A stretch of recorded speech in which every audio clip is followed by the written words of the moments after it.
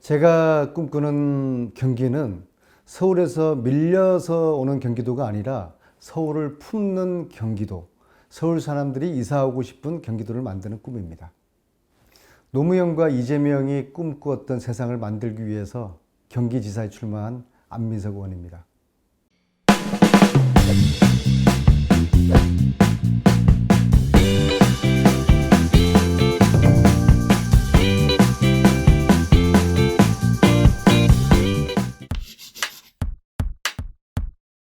노무현의 꿈과 이재명의 꿈을 실현시키고자 경기도지사에 출마를 하였습니다. 노무현은 지방자치와 지방 분권의 꿈을 가졌습니다. 이재명은 보편적 복지의 꿈을 가졌습니다. 근데 이 두 분의 꿈은 이루어지지 못했습니다. 노무현의 꿈은 첫 발도 떼지를 못했고, 이재명의 꿈은 피다만 꽃이 되었습니다. 그래서 이 두 분의 꿈을 실현해서 경기도가 강한 그런 지자체가 될 수 있도록 하는 그런 저의 꿈을 실현시켜 보고자 합니다. 저는 이재명의 정책 플러스 5가지입니다. 이재명의 정책과 철학은 그대로 승계한다 100%. 그리고 안민석 고유의 브랜드 정책 5개를 가지고 제가 좀 설명을 드리고 있습니다. 그 중에 가장 대표적인 게 10-10-1이라고 하는 것입니다. 노무현 대통령께서는 전국을 70개로 나누어서 자치와 분권을 실시하려고 했는데, 행정 단위들을 통합시키려다 보니까 저항과 논란이 있었기 때문에 한 발짝도 딛지를 못했습니다. 제가 구상하는 방식은 틀립니다. 큰 경기도를 10개의 상생 생활권으로 나누되 각 지자체의 행정 권한은 그대로 존중을 하는 것입니다. 그래서 10개로 나눈 상생 생활권에 10개의 행복 공공시설을 집어넣는 겁니다. 요람에서 무덤까지, 예를 들어서 공공산후조리원, 달빛 어린이병원, 그리고 어르신들을 위한 노인병원과 요양원, 그리고 장례식장, 화장장, 이런 10가지 시설을 각각의 상생 생활권에 넣도록 하는 것입니다. 그게 10-10이고요. 그리고 이 10개의 상생 생활권을 하나의 철도로 이어지는 원철도를 구축을 하는 겁니다. 그 10-10-1이 완성되면은 첫째로 경기도의 가장 현안인 교통 문제를 해결할 수가 있습니다. 두 번째는 주택 문제를 해결할 수가 있습니다. 세 번째는 일자리 문제를 해결할 수 있을 것입니다. 그래서 이 10-10-1 전략은 제가 10년 동안 경기도에서 5선 국회의원을 하는 동안에 준비하고 구상한 정책이기 때문에 현실성도 있고, 그리고 경기도 미래 비전을 이제 담은 10년의 구상이고요.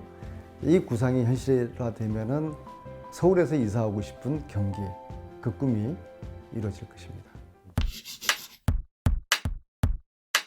차기 지사가 해야 될 시급하고 중요한 현안 과제가 남부에 하나, 북부에 하나 있습니다.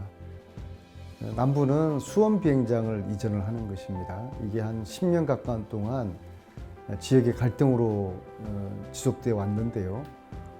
이 문제를 도지사의 역할과 도지사의 리더십을 발휘를 해서 이 논란과 이 문제에 종지부를 찍어야 됩니다. 그리고 수원 비행장이 200만 평 규모거든요.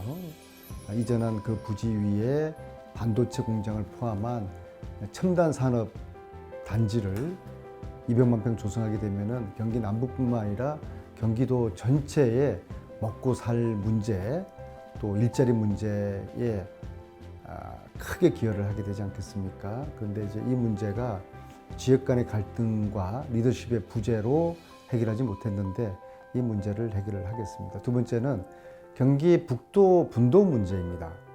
이것은 30년 넘은 해묵은 과제인데요. 이 희망 고문을 이제 끝내야 됩니다. 이 문제를 해결하지 못한 것은 그동안 일부 정치인들과 행정가들의 관심이었고 그분들에 의해서 주도했기 때문에 정작 주민은 빠져 있었습니다. 그래서 주민들에게 묻고 기존의 상태와 북부로 분도할 경우에 어떤 장점과 단점이 있는지 이것을 주민들에게 설명하고 주민들에게 선택할 수 있는 그런 권리를 줘서 주민들이 판단하고 주민들이 결정할 수 있도록 그러한 공론의 과정이 필요하다고 봅니다. 그래서 다음 지사는 이 문제에 대한 결론을 마무리 줘야 될 것입니다. 그런데 수원 비행장 이전 문제나 경기 북도 분도 설치 문제는 그동안 해결하지 못했던 건 그만한 이유가 있지 않겠습니까? 그래서 이 문제를 하기 위해서는 강한 추진력과 돌파력을 가지고 있는 그러한 리더십이 필요하다. 샌님 같은 리더십으로는 이 오랜 현안 갈등을 저는 풀 수 없을 거라고 봅니다. 그래서 강단 있고 추진력 있고 이재명처럼 돌파력이 있는 그러한 지사의 리더십이 없으면 이 문제는 풀기 어려울 거라고 봅니다. 일각의 평가가 이제 기회주의적 관료라는 평가를 하시는데요. 기재부 내부에서 그런 평가가 나오는 것 같습니다. 그러니까 실질적으로 보면은 이명박 박근혜 두 정부하고 또 문재인 정부 새 정부 동안에 승승장구한 관료가 김동연 대표 말고는 없는 것 같습니다. 굉장히 독특한 이제 그런 분이죠. 그래서 이제 기회주의적 관료라는 그런 이제 평을 이제 하는 것 같은데요. 저는 그분이 가지고 있는 철학이 좀 일관성이 있었으면 좋겠습니다. 왜냐하면은 6개월 전에는 두 가지 출마의 변이 있었습니다. 첫 번째는 문재인 정권을 심판하겠다. 두 번째는 양당 독식 구조를 깨겠다. 6개월 후에 민주당에 합당을 합니다. 그럼 합당하기 전에 문재인 대통령 심판하겠다는 것에 대한 사과가 있어야 되는 것이 당원들에 대한 도리라고 생각을 합니다. 그 다음에 두 번째로 양당 구조를 깨겠다는 그 생각은 망상이었는지 거기에 대한 또 해명이 필요하다고 봅니다. 이러한 설명과 해명 없이 합당을 한다면 이게 뭐죠? 문재인 정권을 심판하기 위해서 민주당과 합당하는 겁니까? 양당 구조를 깨기 위해서 민주당과 합당하는 겁니까? 이게 불일치한 거 아닙니까? 자기 부정이 되는 겁니다. 여기에 대한 사과와 해명이 저는 필요하다고 봅니다. 이재명 못지않는 추진력과 돌파력을 가지고 있다는 겁니다. 포기하지 않는 집념, 용기 그런 겁니다. 그렇게 보면은 이재명과 기질이 비슷하죠. 이미 이제 국정농단 시절에 저 홀로 국정농단 세력과 천일을 싸우면서 진실을 밝혀낸 것을 국민들이 잘 기억하고 계시고요. 또 나라를 지켰다는 과분한 평가까지 해주시고 그것은 하나의 이제 역사적인 사실이지 않습니까? 그리고 지금 전국의 의무교육으로 실시되고 있는 초등학생들의 생존수영, 이 생존수영을 최초에 제안하고 돌파를 해서 국가의 의무교육으로 만든 사람이 안민석입니다. 10년 전에 모든 사람들이 불가능하다고 모든 사람들이 미친 짓이라고 했던 그 수영 수업을 이루어낸 그 선두에 안민석이가 있습니다.